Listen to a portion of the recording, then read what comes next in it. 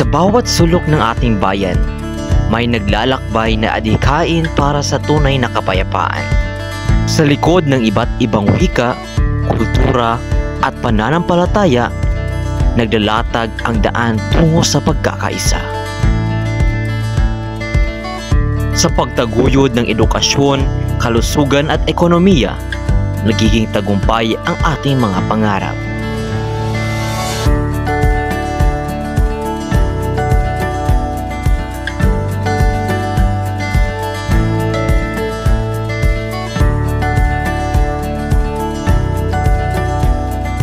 Narito ang mga kwento ng ating mga kababayan. Sa tulong ng Tri-People, natutunan naming respetuhin at yakapin ang kahalagahan ng bawat kultura. Ang pagkakaisa ay nagbibigay sa amin ng lakas para harapin ang anumang pagsubok.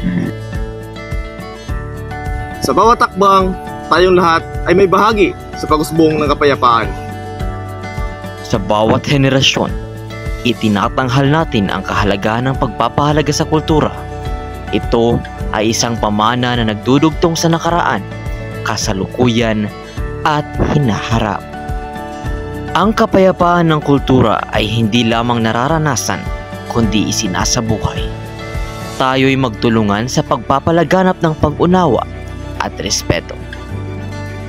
Ito ang kwento ng ating bayan, kanyang kultura at ang pagkakaisang dala nito. Kapayapaan ng kultura, ito ay ating alagaan at pahalagahan. Ako, Ikaw, ikaw, Tayong lahat.